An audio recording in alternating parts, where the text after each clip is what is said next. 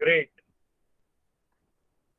So friends, what we are going to start today is actually something very, very special, very different, quite unique from what you have been learning in the 4 chapters which we have completed. I hope you all remember that we have completed 4 topics till now. मतलब मैं एक topic और खत्म किया ना मेरे दोस्तों, आपका 12 भी हो जाएगा. मतलब एटलीस्ट कंपलसरी. फिर ऑप्शनल टॉपिक्स बचेंगे. We can do it at our own ease. So we are very close to what we call as completing your syllabus also in the meantime. Sounding good to all of you?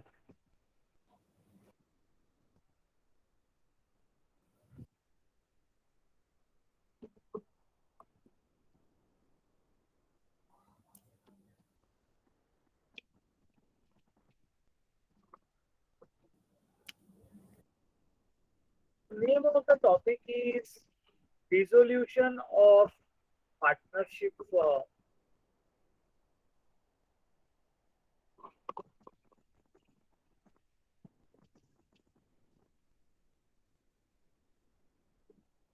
My dear friends, before I start the chapter, let me tell all of you that I have given you one small task. If you look at the group, you will find a very small, tiny link which all of you have to fill up and share with me. And that is nothing but feedback form.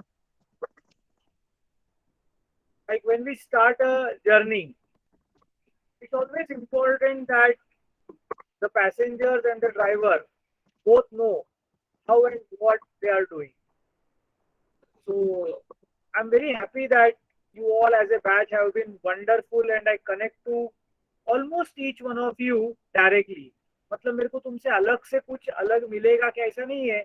But एक दोस्तों होता है ना कि आपसे मिला हुआ information ये जैसा you may find it weird, but as a teacher we are also students. We learn every passing day, every each passing year something new. So it always helps. Okay. So इसीलिए I have kept it as mid-year feedback form. I hope all of you fill it in honestly. Don't think it as a formality.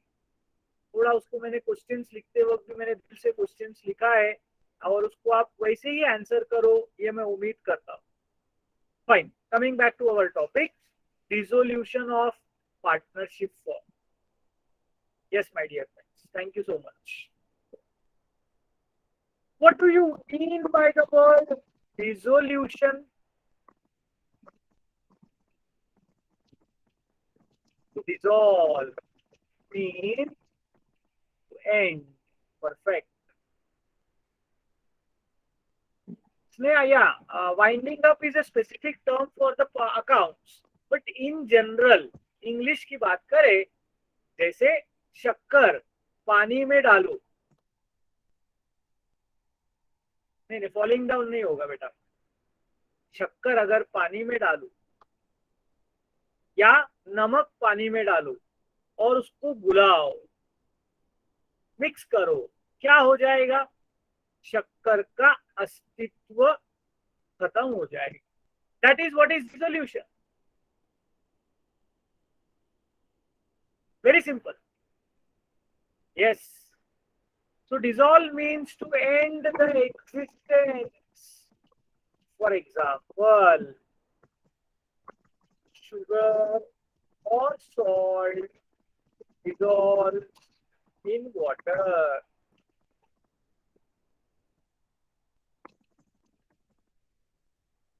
Word dissolution is derived from the word dissolve. To dissolve means to end the existence. For example, as I told, sugar or salt dissolves in water. तो उसका अस्तित्व खत्म हो जाता है. तो यहाँ पर dissolution of partnership फॉर्म बोला तो क्या होगा? dissolution of partnership from me, closing down the business of a partnership. सवाल उठता है क्यों? Why? Why does a firm get dissolved? Any reasons, my dear friends? क्यों एक firm बंद होता रहेगा? There can be some very obvious reasons. कुछ सोच सकते हो आप? Very good, Aditi. Yes, one can be continuous losses in the business. Done bankrupt. Who is bankrupt? Yes, it is. Very good. There can be disputes among the partners. There can be a financial crisis. There can be a partner is declared insolvent. Aditya ने बहुत practical reason बोला. Lockdown due to pandemic. आज तक कभी आया नहीं लेकिन आज आ गया है तो मैं ले लेता हूँ. It's very practical. बहुत सारे बिजनेसेस बंद हो गए. क्या मालूम है आपको ये बात? मार्केट में I will tell you the data. तुम लोग I always tell thank you to all of you. You know why? Because अगर तुम नहीं होते तो मैं नहीं होता. अगर तुम नहीं होते तो हेरम नहीं होता. मेरे दोस्तों, though we were a very good strength before the lockdown, we used to have around 400 plus students in 12th standard, 300 plus students in 11th standard. But what happened? Suddenly, the earning capacity of people, majority of the people have come down. And today, I am sitting at a position wherein we are having around 170 students in 12th and maybe around 100 plus students in 11th. मेरे को profit नहीं दे रहा है लेकिन मैं मरा नहीं.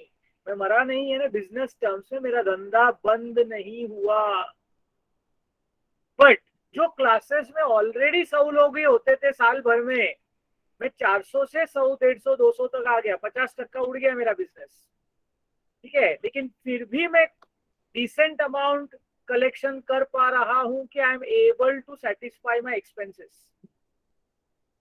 But अगर जिनके पास ऑलरेडी ऐसे भी कई सारे क्लासेस थे जिधर 100 स्टूडेंट ही आते थे, उधर अभी 10 स्टूडेंट 20 स्टूडेंट आ रहे हैं. मेरे दोस्तों, सामने खर्चा उन लोग नहीं सहन पा रहे. कोचिंग क्लास की बात कर रहा हूँ. आगे अगर हम लोग बात करें तो कितने सारे दुकान बंद हो गए. कितने सारे. आप कभी मॉल में चक्कर मार के देखना. जो मॉल तुमको पसंद था घूमने के लिए, अब वो वीराना हो गया है. कोई बिजनेसमैन शौक के लिए दुकान नहीं चालू करता है दोस्तों. उसका हालत खराब होता है. यस, सूरज को अच्छे से मालूम है, वो भी व्यापारी है. बहुत सारे जने फॉर दैट मैटर. मतलब I know Suraj does have his own business, so he understands rent, electricity, salary. ठीक है, these are the what we call as expenses. हम लोग हमारे भाषा में बोलते हैं खड़ा हुआ खर्चा है. ये हम लोगों को मीट करना ही है. प्रॉफिट तो बहुत दूर की बात है. मतलब आज के तारीख में प्रॉफिट के बारे में कोई नहीं सोच रहा है. Let me tell you that every businessman is thinking of survival. निकल जाए ये साल बस. अच्छा, आगे भी बहुत ज्यादा मोटिवेटिंग थिंग्स है ऐसा भी नहीं है मेरे दोस्तों. मतलब 2019-20 में क्या हो गया? लॉकडाउन अनाउंस हुआ. 18-19 का जो फीस आने का था वो पूरा डूब गया. 19-20 में लोगों ने एडमिशन लिया, पैसा नहीं भर पाए. 2021 में लोगों ने एडमिशन ही नहीं लिया. तो 21-22 में things are not going to change drastically. अचानक we are not going to touch back the 400 figure.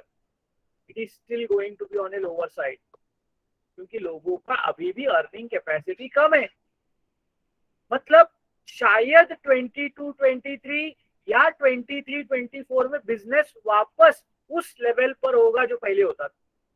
ये बीच में 3-4 साल स्ट्रगल ही चलेगा. So my dear friends, बहुत सारे जन फिर क्या बोलते हैं, यार इतना सब झंझट करके सुबह दोपहर शाम मेहनत करके दुकान में दुकानदार अकेला बैठा रहता है। बहुत बार तुमको मालूम रहेगा पैंडेमिक में ये बहुत कॉमन साइट था कि लोग शटर डाउन करते थे, दुकान के बाहर बैठते थे, कोई कस्टमर आया तो आधा शटर खोल के सामान निकाल के देते थे। आपको क्या लगता है मजा आता था उन लोगों को? नहीं, उन लोगों को भी परेशानी होती थी, बट करे क्या, दूसरा ऑप्शन ही नहीं था। कुछ नहीं तो एक माल तो बिके, इसके लिए वो लोग दिन भर बैठे रहते थे। उसमें केडीएमसी वाले लोग आके तकलीफ देते थे, ठीक है, वो लोग उनका काम करते थे। They wanted to maintain lockdown ताकि लोग बाहर न निकले। दुकानदार का हालत खराब हो गया मेरे दोस्त। यस यस, बहुत रिस्क लेके तुम लोग देते थे, फैमिली है, बच्चे लोग है। अभी तुम लोगों को शायद शायद तुम लोग उस स्टेज में हो जहां पर तुम लोगों को तकलीफ क्या है माँ बाप का, to what is called a scale of 20% समझता होगा। I don't know how many parents discuss finance with you, but you listen, तुम सुनते हो उनकी बातें एंड यू अंडरस्टैंड, यार कुछ तो गड़बड़ है। ठीक है, पहले जो चीज एकदम आसानी से मिलता था, आज मम्मी डैडी बात कर रहे लेने का क्या। अच्छा, हर बिजनेस को असर हुआ, सिर्फ कोचिंग क्लास को असर हुआ ऐसा नहीं है, हर बिजनेस को असर हुआ है। अब कपड़ा, कोई नया कपड़ा ऐसा डायरेक्ट, पहले अपन साल में शौक के लिए टी शर्ट लिया, बाहर गए घूमने को, कपड़ा लेके आया, टॉप्स खरीद के आया, ऐसे कितने तो भी बार हुआ एंड पेरेंट्स नेवर ऑब्जेक्टेड, क्योंकि ठीक है लगता है, मालूम है बाहर जाता है बच्चा। लेकिन अब ऐसा है कि घर पे ही है ना, क्या जरूरत है। तो कपड़े के दुकान को असर पड़ गया, जूता चप्पल, पहले बारिश के मौसम में सब लोग नया का जूता चप्पल खरीदते थे, रेनी शूज, रेनकोट। अब बोलते घर पे ही है यार, काय को लेने का, उनको भी असर हुआ है। हाँ, मतलब आप बिजनेस का नाम लो, वो business theatre, gymnasiums, whatever you call, sports academy, yes yes, everything is affected very negatively। Overall market में पैसा ही खत्म हो गया है। मैं बताता हूँ आपको एक चीज practically, because I am into this world of accountancy, I know people. या Siddharth, we can always have a debate on that कि ऑनलाइन के वजह से फर्क पड़ा क्या। बट मेरा कंटेंशन क्या रहता है ना, अगर ऑनलाइन के वजह से फर्क पड़ा है तो फिर ऑनलाइन में कुछ लोगों को नौकरी मिला है ना, तो that is compensated. We are talking about the overall business, market में पैसा घूमना। कुछ businesses yes, they have been majorly what is called as gaining, ठीक है, pharmaceutical companies, medical stores, you can say online businesses, they have grown like anything।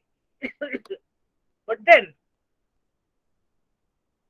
बहुत सारे लोगों को ये भी, हाँ सिद्धार्थ दैट इज करेक्ट, ये भी रियलाइज हुआ है कि certain things like education, it cannot happen online, especially for people like us।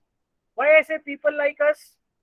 now, to have an online education, आपको एक लैपटॉप चाहिए, आपको अच्छा वाईफाई चाहिए, आपको इंटरनेट कनेक्टिविटी चाहिए, ये सब बेसिक फंडामेंटल रहेगा तो ही तो ऑनलाइन एजुकेशन पॉसिबल है।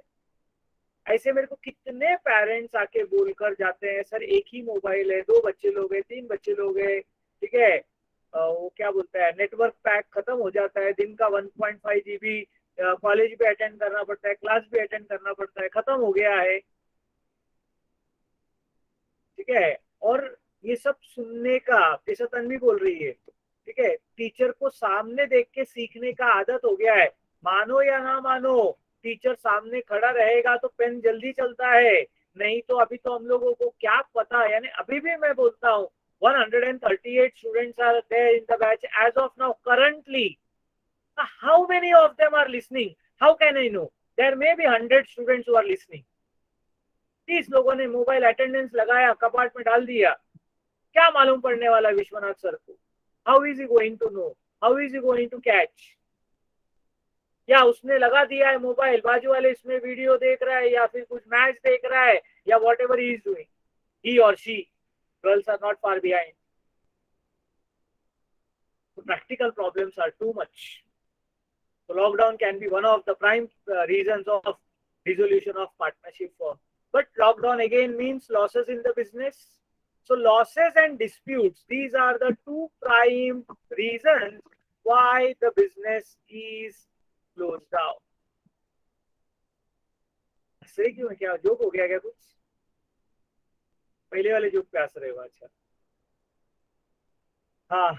या कभी कभी कोई सोचता रहेगा विश्वनाथ सर है ना, बात करते करते ना हम लोगों को ऐसा झापड़ मार के जाते हैं, समझ में नहीं आता है, कुछ लोगों को टोकना मार के निकल जाते हो, है कि नहीं? There are many, but it's a fact कि ये चीजें होते रहती है. तो वाई के बाद आता है, ठीक है हो गया डिसीजन, नाउ व्हाट नेक्स्ट? तो what is to be done? अब डिसोल्यूशन हो गया, क्या करना है? So once the decision for dissolution of partnership is confirmed. Avinash रुक जा जरा, ऑफलाइन बाद में बात करते हैं, तो अलग पिटारा खोलेगा तो फिर अलग डिस्कशन हो जाएगा. Once the decision for dissolution of partnership is confirmed, then the following things are to be done. चलो बताओ. बिजनेस बंद करने का डिसीजन ले लिया, कोई भी दुकान, तो जो मेरा कोचिंग क्लासेस ही बंद करने का मैंने डिसीजन लिया, देने वाला नहीं हूँ, एग्जांपल दे रहा हूँ, ठीक है? मेरे को बताओ क्या स्टेप्स फॉलो करने चाहिए,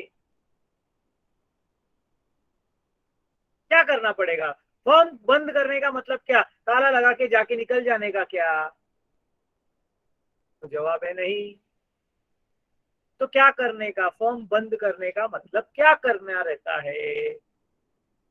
तो फर्म में जितने एसेट्स पड़े हैं, जितने एसेट्स पड़े हैं वो सारे एसेट्स हमको बेचना पड़ेगा. बेंचेस हो गया, एसी हो गया, एग्जॉस्ट हो गया, ठीक है, जगह हो गया, ठीक है, ये सारा चीज. मतलब पहला आता है disposal of assets. What is the meaning of the word disposal?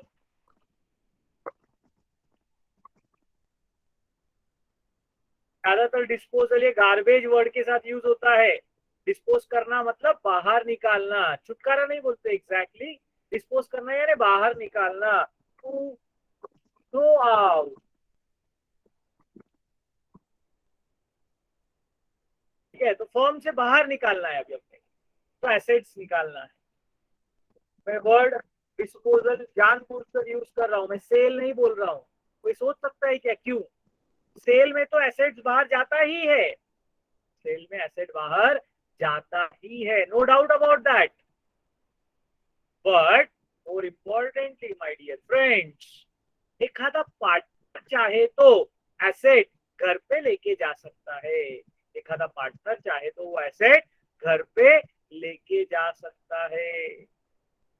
तो एसेट गया ना, तो बेच सकता है. Sale of an asset, asset taken over by partner, that will be called as disposal of assets. If you have agreed to that, you can give me a thumbs up.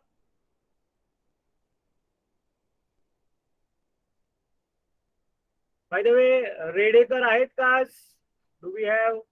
I forgot the first name. जिसने अभी of late admission लिया अपने यहाँ पर.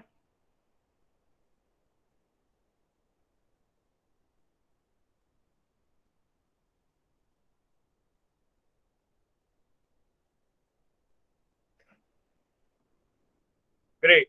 Thank you all of you.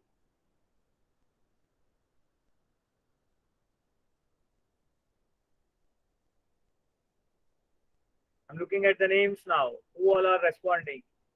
So I get a proper idea.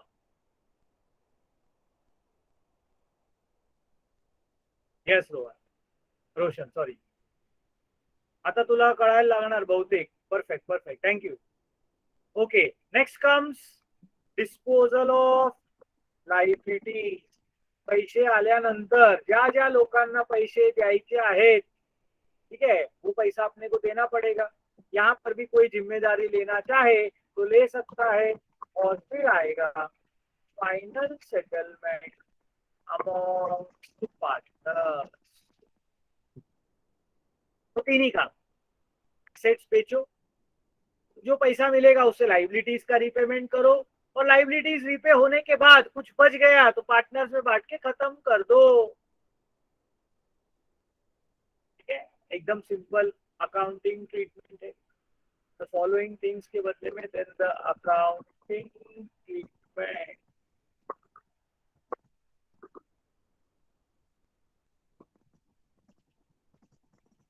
Be done.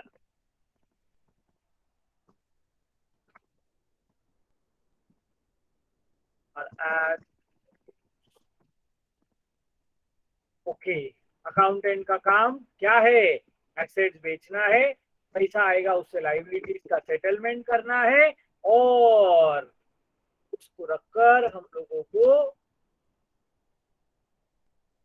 Final settlement among partners करना. आसान है काम एकदम. Yes, no, don't no.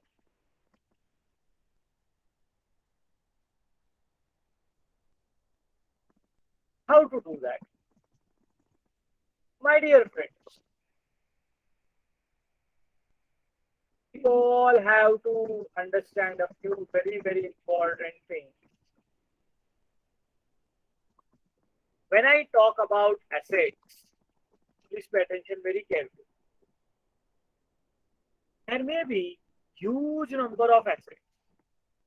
What are huge number of assets? So there may be a land and building account. ledger में रहेगा ना? There may be a plant and machinery account. There may be furniture and fixtures account. There may be vehicles account. There may be stock account, debtors account. Ledger में ये सब रहेगा ना मेरे दोस्तों? हर एक का याद रख लेना.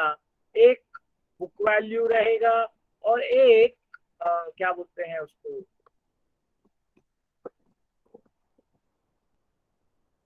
मार्केट वैल्यू होगा.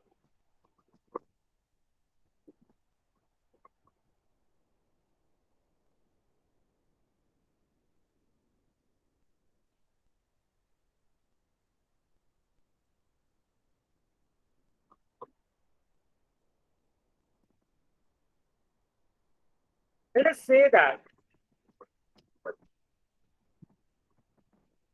ऑफ अकाउंट्स में हमारे लैंड एंड वैल्यू का, लैंड एंड बिल्डिंग का वैल्यू है 12 लाख रुपया. हमने उसको मार्केट में बेचा.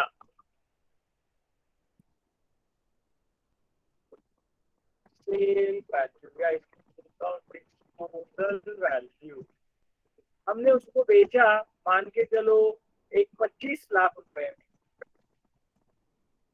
यानी there will be a profit of 13 lakh rupees. Simple सा एग्जाम्पल है.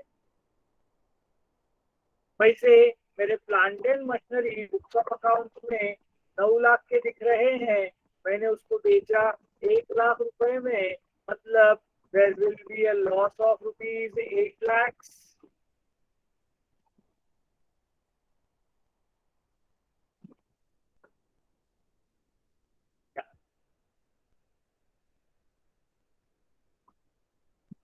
मेरा फर्नीचर एंड फिक्सचर 2 लाख रुपए का था, थोड़ा पुराना हो गया तो 40,000 में मैंने बेचा, मतलब मुझे वहां पर लॉस हुआ 1,60,000 रुपए का. मेरा व्हीकल जुना पुराना गाड़ी था, उसका अकाउंट में 4 लाख रुपया दिख रहा था, लेकिन बेचा मैंने कैसे तो भी 1 लाख रुपए में, मुझे 3 लाख रुपए का लॉस हो गया. दुकान में सामान पड़ा था 2.5 लाख रुपए का, लेकिन जब मैं बेचने को गया आधा से ज्यादा खराब हो गया. 50,000 में मैंने उसको बेच दिया, 2 लाख रुपए का नुकसान हुआ. मेरे डेटर्स मुझे मिलने थे 8 लाख रुपए अलग अलग कस्टमर से, जमा करने को गया तो 1,40,000 रुपया मिला, बाकी मेरे को 6,60,000 रुपए का नुकसान हो गया। बर्बादी चालू है सब जगह पे मेरे दोस्तों। यानी हर एसेट, हर एसेट जब बेचा जाएगा तो उसमें कभी कभी प्रॉफिट हो सकता है, कभी कभी लॉस भी हो सकता है। अगर मैं ये पूरा डेटा इस एग्जांपल के द्वारा चलूं तो 8, 9, 12, 14, 20, 21,20,000 रुपए का नुकसान हुआ, 13 लाख रुपए का अगर मेरे को प्रॉफिट हुआ, यानी मैं बोल सकता हूँ मुझे नेट लॉस 8,20,000 रुपीज का हुआ है। चेक कर लेना एक बार।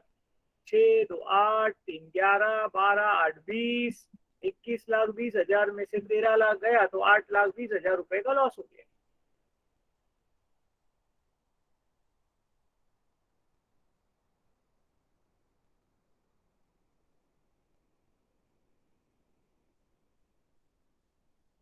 ऐसे हर लाइबिलिटी के साथ भी प्रॉफिट और लॉस होने वाला है।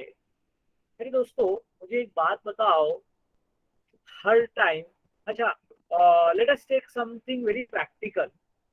Let's talk about practical. ये दिखने को तो बहुत आसान दिखता है, मैं आपसे एक सवाल पूछता हूँ, क्या ये इतना आसानी से रिकॉर्ड प्रैक्टिकली होता रहेगा क्या?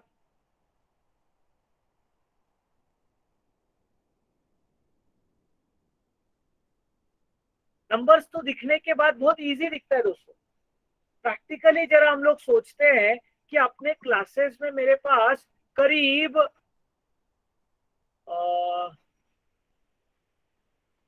20, 60, 80, करीब 85 बेंचेस है क्लासेस के अंदर अभी, एज ऑफ नाउ। ये 85 बेंचेस मैं एक दिन में बेच सकता हूं क्या? Yes, no, don't know. अच्छा चलो, नहीं, बरोबर। मुझे ये बताओ, ये 85 बेंचेस मैं कितने दिन में बेच सकता हूँ? Number of days, months, years, what do you feel? How much time it will take to sell off those benches?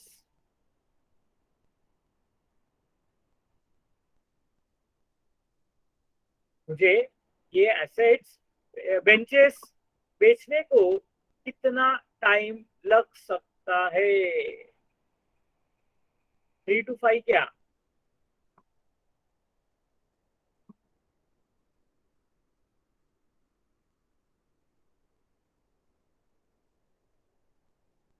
एक वीक, 6 दिन, 2 से 3 दिन, 1 मंथ?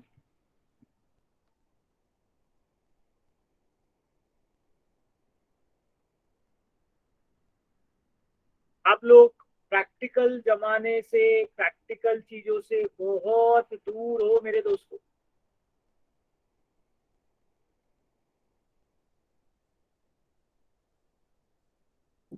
फर्स्ट एंड फॉरमोस्ट, एक बेंच कौन खरीदेगा? सबसे पहला बात, बेंच कौन खरीदेगा? इसका जवाब दो। Who will purchase? दूसरे क्लास वाला। टाइम पे कोई नया क्लास खुलने का कोई उम्मीद नहीं है। जिसके पास ऑलरेडी बेंचेस पड़े हैं, स्कूल बोलो, क्लास बोलो, कॉलेज बोलो, वो क्यों मेरा बेंच खरीदेगा? कबड्डी वाला तो बेंच का भाव देगा क्या?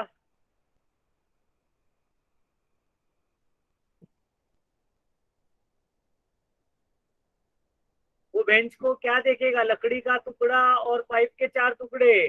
सर 100 रुपए दे तो एका बेंच है।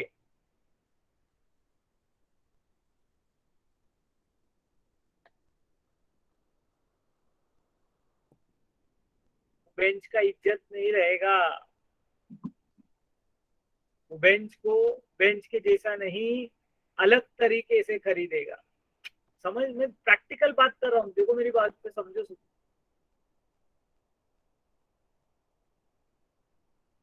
अब मैंने सवाल पूछता हूँ वापस, देखते हैं तुम्हारा आंसर में बदलाव आ रहा है कि अभी मैंने तुमको थोड़ा प्रैक्टिकल चीजें बताया। ये 85 बेंचेस बेचने को मेरे को कितना टाइम लगेगा?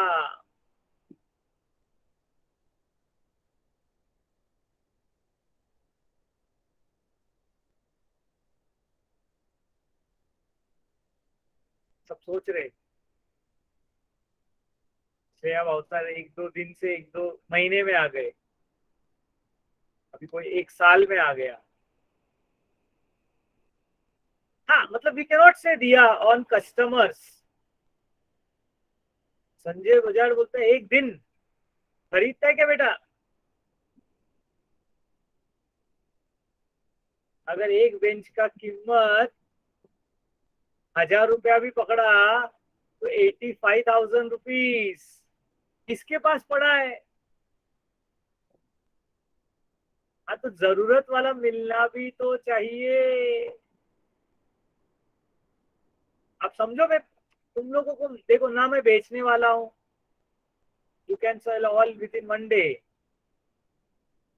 हाँ बट मंजी इस बात समझो, कौन बायर है क्या, होगा क्या ऐसा बायर? आज ऑनलाइन की दुनिया में कोई क्लासरूम खरीदेगा क्या benches? Practically I am talking to you my dear friend. अभी तो हम लोग एक एसेट में अटके हैं, फर्नीचर एक बेंच के आइटम पे अटके हैं। अब इसके बाद आएगा tubelight, fan, exhaust, blackboard. Rent पे बेंचेस देंगे, अच्छा डोनेट करेंगे? अरे ऑलरेडी बर्बाद है बिजनेस, अपन बंद कर रहे, डोनेट कैसा करोगे? दिल बड़ा सख्त होना चाहिए डोनेट करने के लिए। हाँ ऑफ कोर्स बेंच के कंडीशन पर डिपेंड करता है, yes yes. See what I am trying to tell you is my dear friends, नया क्लास अगर तुम बोलोगे किसी ने चालू किया, किसी ने लिखा था, तो नया क्लास एक गाले में चालू होता है जो 300-400 स्क्वायर फीट का होता है। उसमें वो थोड़ा उन लोग ऑफिस बनाते हैं, तो क्लासेस में ना मैक्सिमम 10 बेंच रखते हैं। नया क्लास खुलता है ना, तो 10, 12, 15 बेंच हो गया, मतलब बहुत बड़ी बात हो गई। अब उसमें 85 बेंचेस यानी कितना बड़ा बात है। तो मेरे को ये सोचना पड़ेगा कि 8 क्लास खुले। अच्छा वापस दूसरा सवाल उठता है कि क्यों नया बिजनेस चालू करने वाला सेकेंड हैंड क्यों बेंचेस खरीदेगा? वो तो बोलेगा मैं सब कुछ नया करूं। मतलब सी प्रैक्टिकली ना थिंग्स आर वेरी डिफिकल्ट। अच्छा ठीक है, बेंचेस बिक गया, अब लाइट फैन, अच्छा 85 बेंचेस कोई एक साथ खरीद के जाएगा क्या? फिर सवाल उठता है। नहीं, कोई आके बोलेगा 5 बेंच चाहिए मेरे को, तो बोलता है 5 बेंच चाहिए मुझको, तो बोलो आप मेरे जगह पर हो, तो आप 5 बेंचेस बेचने को रेडी हो जाओगे क्या? वहां पर लिखो sell 5 benches, no not sell 5 benches. अगर आप बिजनेसमैन हो,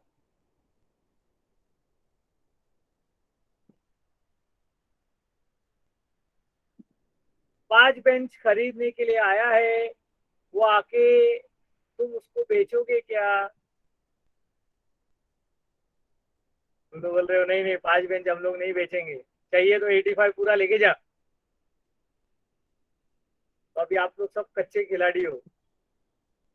5 बेंच तो 5 बेंच, कोई एक बेंच लेने को आया तो एक बेंच, ठीक है? बिजनेसमैन करते हैं मेरे दोस्तों, कुछ नहीं थोड़ा तो पैसा दे यार, मैं दुकान बंद कर रहा हूँ, मतलब मेरा हालत कितना खराब है तब जाके मैंने डिसीजन लिया रहेगा ना। आप प्रैक्टिकल से बहुत दूर हो, क्योंकि तुमको घर पे 2 टाइम का खाना बरोबर बैठे हुए जगह पे मिल रहा है, इसीलिए तुम उस आदमी का थॉट प्रोसेस में जा ही नहीं सकते हो, कैरेक्टर के अंदर घुस ही नहीं सक रहे हो। मैं उस दुखी गरीब आदमी का बात कर रहा हूँ जो अपना बिजनेस बंद करना चाह रहा है।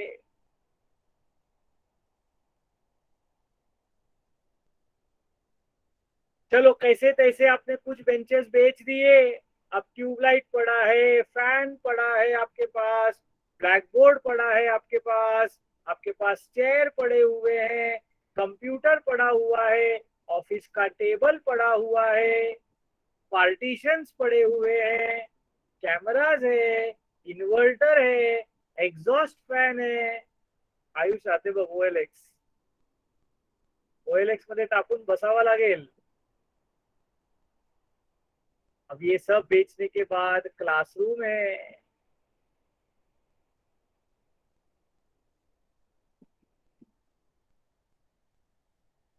मतलब खरीदना जितना मुश्किल है ना, बेचना उससे डबल मुश्किल होता है.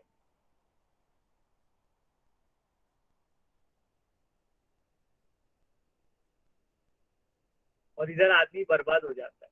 मजबूरी में वो सस्ते में बेच के निकल जाता है और जबरदस्त लॉस खाता है. मतलब धंधे में तो मर ही गया, एसेट्स बेचते बेचते भी मर जाता है.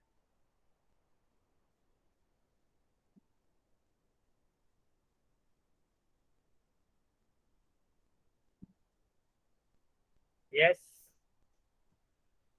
मेरे दोस्तों, ये सब चीज ठीक है. फिर जब ये आता है डेटर्स. डेटर्स यानी कौन? आपके कस्टमर, जिसके ऊपर आपने भरोसा करके सामान बेचा. क्या आपको लगता है कि आपके बुराई के वक्त ये लोग आके ईमानदारी से पैसा देंगे? ये लोग भी अपना सही रंग दिखाएंगे तभी. मतलब don't feel bad, I am talking to you very business things. ये लोग भी पैसा नहीं देंगे, ये लोग भी डुबाएंगे. वैसे भी बिजनेस में डूबता ही है, ये लोग और ज्यादा डुबाएंगे. जब मालूम पड़ेगा कि आपके पास पैसा नहीं है, दुकान बंद कर रहे हो. अच्छा डेटर्स, बाकी सब तो फिर भी एक एक आइटम है. डेटर्स यानी हजारों लोग हो सकते हैं, 500 600 लोग हो सकते हैं, हर एक का लेजर अकाउंट. अब अकाउंटेंट का बात सोचो. ये सब ठीक है, ओनर तो खुद का क्या बोलता है नसीब लेके आया, वो तो उसको तो मरना ही है. अकाउंटेंट का क्या हालत होगा? हर टाइम खरीदते सॉरी बेचते वक्त प्रॉफिट हो रहा है, लॉस हो रहा है, प्रॉफिट हो रहा है, लॉस हो रहा है, रिकॉर्ड करते रहना पड़ेगा ना दोस्तों. Is it an easy job or a difficult job? Is accountant job a easy job or a difficult job? It is a very very very difficult job. तो मैंने आपको तकलीफें बताई, उसका मैं आपको एक सॉल्यूशन बताता हूँ, आपको भी अच्छा लगेगा अकाउंटिंग में रहने का फायदा. सब लोगों को ये लॉस 8,20,000 आया, समझ में आ गया सब लोगों को. ये 8,20,000 ऐसे अलग अलग कैलकुलेट न करते हुए सब लोग ध्यान दो. अगर मैंने बुक वैल्यू का टोटल एक जगह पे लिखा 12 और 9, 12 + 9 = 21. ध्यान दो सब लोग.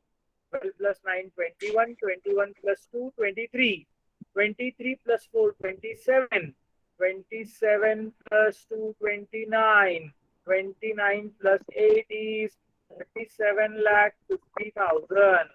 So the total book value is 37,50,000.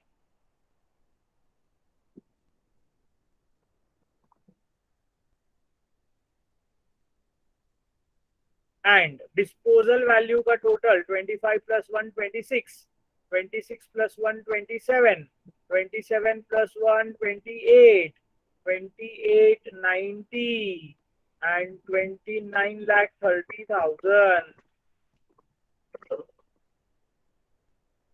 37,50,000 minus 29,30,000. Check करो, आंसर 8,20,000 बरोबर है क्या?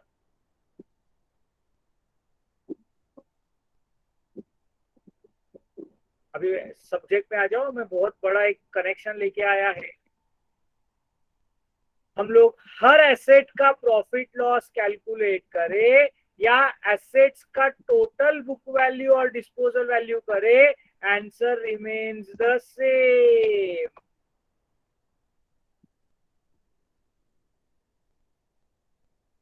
So what we do in dissolution is we open a new account. The name of that account is called as realization account, not the revaluation account. Admission retirement में death में revaluation, जिसको profit and loss adjustment इसलिए उधर बोलते थे, इधर realisation account. क्या करते हैं in realisation account? all assets are transferred at book value on the debit side and all the sale value are recorded on the credit side. So you get the net profit net loss directly. Individual profit और loss record करने का जरूरत नहीं है। तो ये logic सबको समझा क्या?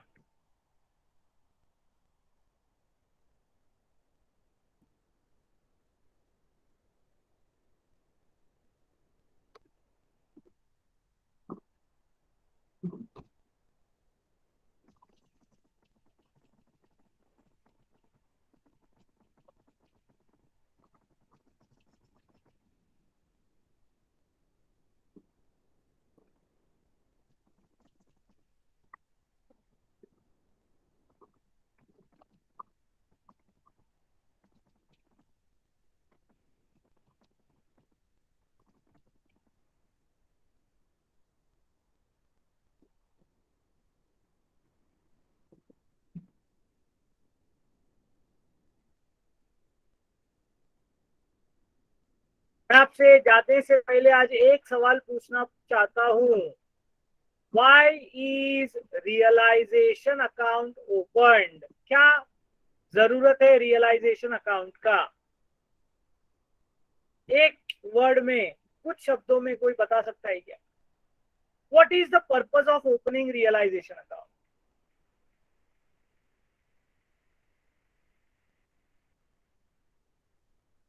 What is the purpose of opening realization account? Okay, लिखते चलो।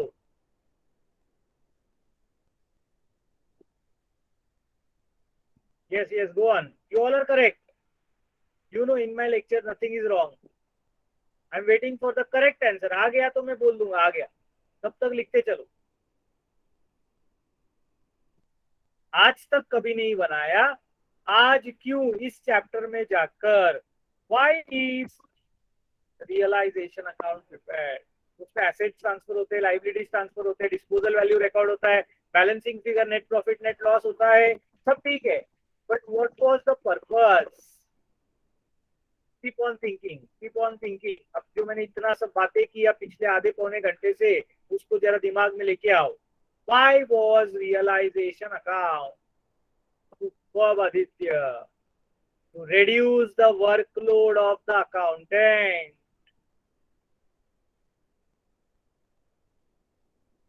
इतना याद रखो, आगे का स्टोरी मैं कल बताऊंगा।